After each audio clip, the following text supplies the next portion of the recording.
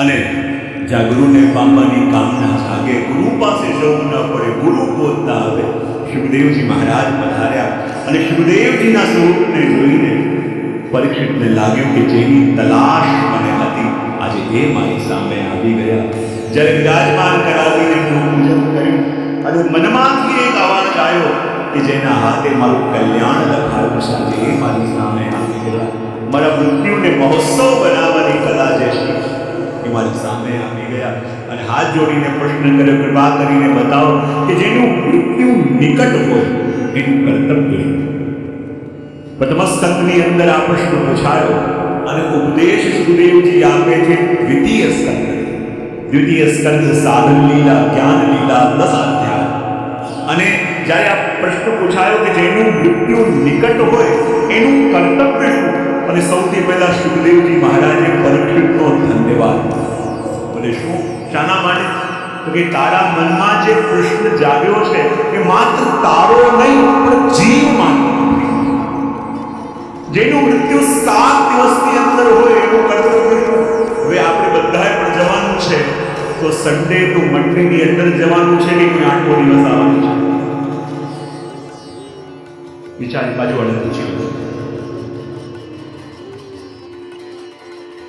7 દિવસ જ આપણી પાસે.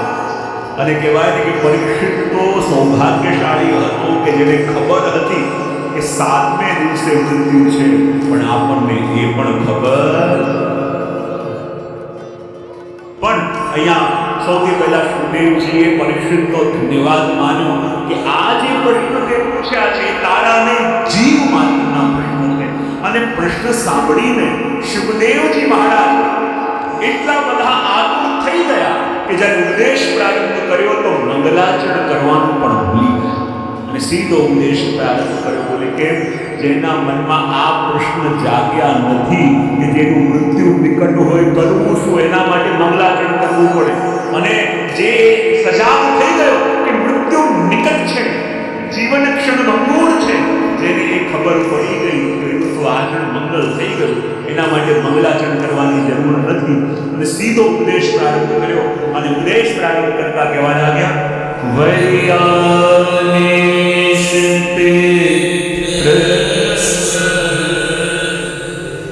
કૃતો લોકહિતં ધ્રુવ આત્મવિસમ્મત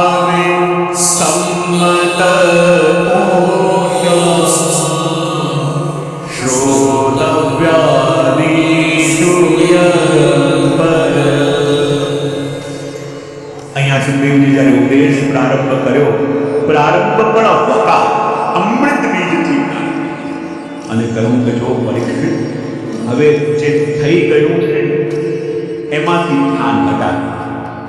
જે ભવિષ્યમાં થવાનું છે એની ચિંતા પણ તારે કરવાનો અધિકાર નથી. તારી પાસે જે છે એ આ વર્તમાન છે અને વર્તમાનમાં ધ્યાન કેન્દ્રિત કર તો તારું ભવિષ્ય પણ સુંદર થશે. બોલે કેમ? હું કારણ કહેતો હોઉં ને કે આ દુનિયા છે ને એ આખી દુનિયા 2 ભાગમાં વંટાયેલી છે. કેટલા ભાગમાં? કેટલા ભાગમાં? કયા 2 ભાગમાં? અડધી દુનિયા એવી છે કે જે ભૂતકાળમાં રહે છે અને અડધી દુનિયા એવી છે કે જે ભવિષ્યકાળમાં રહે છે. બોલે કેવી રીતે? અડધી દુનિયા એવી છે જે કહેતા હોય પહેલા અમારી પાસે આટલું હતું અને અમે આવી રીતે રહેતા. અને અડધી દુનિયા એવી છે કે અમને ભવિષ્યમાં આટલું મળવાનું છે અને અમે આવી રીતે. સુખદેવજી કહે કે આ બંને સ્વપ્નાની દુનિયા છે. બ્રાહ્મણનો અપરાધ થયો એ ભૂતકાળ, અને ભૂતકાળ એ જે હાથમાંથી નીકળી ગયો. 7મા દિવસે તક્ષક આવવાનું છે, એ 7મા દિવસે તક્ષક આવશે એ શું છે? બોલે ભવિષ્યકાળ. શું છે? તો ભૂતકાળ એ છે જે હાથમાંથી નીકળી ગયું છે અને ભવિષ્ય એ છે જે હજી હાથમાં આવ્યું. અને આપણે આપણી બધી એનર્જી આ બંનેને મેનેજ કરવામાં વેસ્ટ કરી દઈએ છીએ. એક એ જે હાથમાંથી નીકળી ગયું છે, બીજું એ જે હાથમાં આવ્યું. જે હાથમાંથી ગયું પછી એના ઉપર આપણો કંટ્રોલ કર્યો.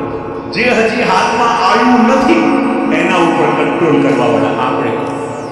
તો આપણી પાસે કંઈક છે તો શું છે? બોલે વર્તમાન. અને કહેવાય ને કે લાઈફ કોને કહેવાય? ભૂતકાળમાં પણ લાઈફ નથી, ભવિષ્યમાં પણ લાઈફ નથી. લાઈફ છે તો ક્યાં છે? બોલે ધીસ મૂવમેન્ટ.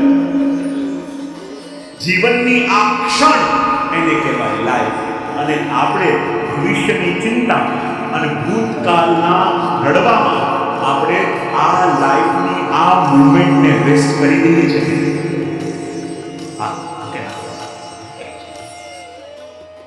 જો હંમેશા કહેતો હો કે આપણને ખબર કેવી રીતે પડે કે આપણે વર્તમાનમાં છીએ, ભૂતકાળમાં છીએ કે ભવિષ્યમાં છીએ? તમને લાગશે કે અમે તો બધા વર્તમાનમાં બેઠેલા છે.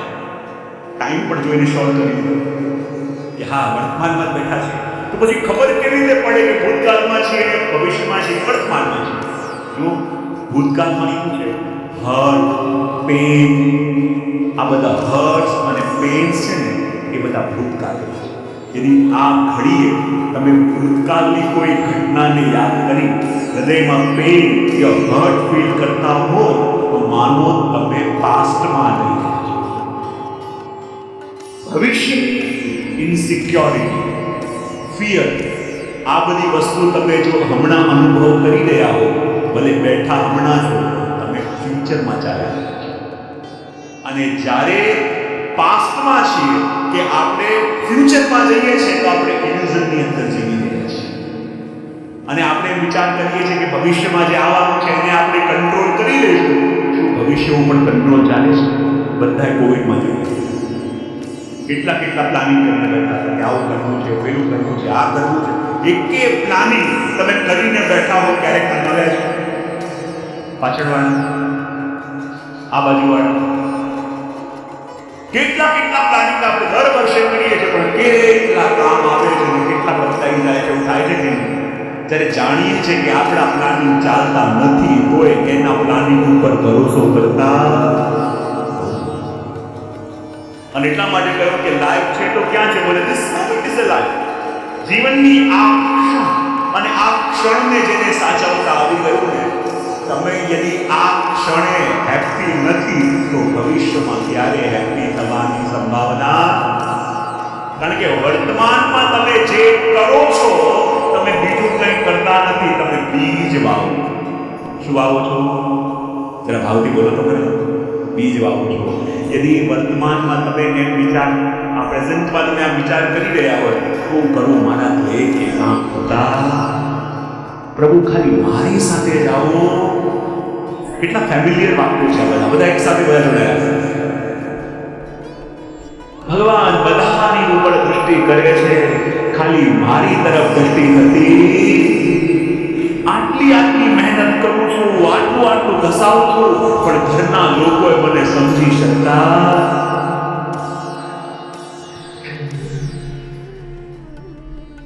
આ બધા કેટલા ફેમિલી વાક્યો જેને અંદરથી નીકળતા હતા, બોલતા નથી, અંદરથી કોઈ એક પીડિત જીવ બોલી રહ્યો છે.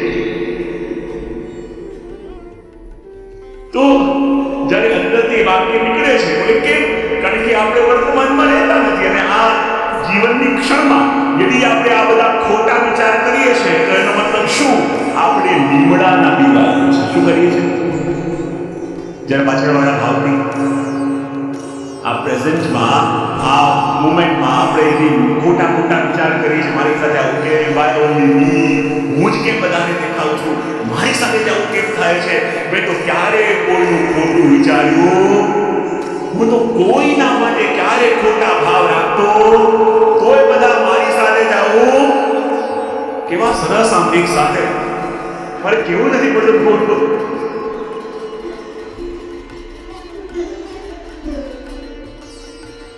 તો આ બધા વિચાર yadi આપણે કરી રહ્યા છીએ તો શું કરી રહ્યા છીએ? લીમડાના બી વાવીએ છીએ. શું કરીએ છીએ? અને લીમડાના બી વાયા તો આપણને ફળ કયા મળવાના છે? લીમડાના બી વાવીએ તો ફળ કયા મળે આપણને? અને ત્યારે આપણે કહીએ મારે તો ભાઈ આંબા ખાવા હોય તો બીજ કોના રોપવા પડે? પણ આપણે વાવીએ છીએ કયા? અને આશા કઈ રાખીએ છીએ તો મળશે. તો શું કરવું જોઈએ? સમજાય ગયું. ઘરે જવો તો વાંધો નહીં આવે. વસ્તુ સમજાય કે આંબાના બી વાવીએ તો આંબા મળે, પણ આપણે વાવીએ છીએ લીમડા અને આશા રાખીએ છીએ આંબા. અને એટલા માટે વર્તમાન જો સમારી લો તો બધું અનુકૂળ થઈ જાય. અને એટલા માટે આ કહ્યું કે જે થયું એની ચિંતા છોડો, જે આવવાનું છે એની ફિકર ન કરો. તમારા હાથમાં જે છે એ વર્તમાન છે અને વર્તમાનને સવારો. અને ઘણીવાર આપણે ભૂલ શું કરીએ છીએ કે જીવનમાં સુખની ક્ષણ જે આ વર્તમાનમાં આવે છે ને આપણે એને પોસ્ટપોન કરી દઈએ છીએ. ના, હમણાં દોડી લો, હમણાં ભાગી લો, બધું અનુકૂળ થશે, પછી ચેનથી રહીશું, પછી પરિવાર સાથે ટાઈમ સ્પેન્ડ કરીશું, પછી જીવનને જીવીશું, જીવનને માણીશું. હમણાં દોડી લો, હમણાં ભાગી લો, હમણાં આ કરી લો. જીવનની અંદર જે આનંદની ક્ષણો આવે છે આપણે એને માણી શકતા નથી. અને જે વસ્તુ ફ્યુચરમાં ટાળીએ છીએ એ ફ્યુચરમાં ક્યારેય પણ આવવાનું નથી. જે આજ જીવી ન શક્યો એ ભવિષ્યમાં ક્યારે જીવવાનું.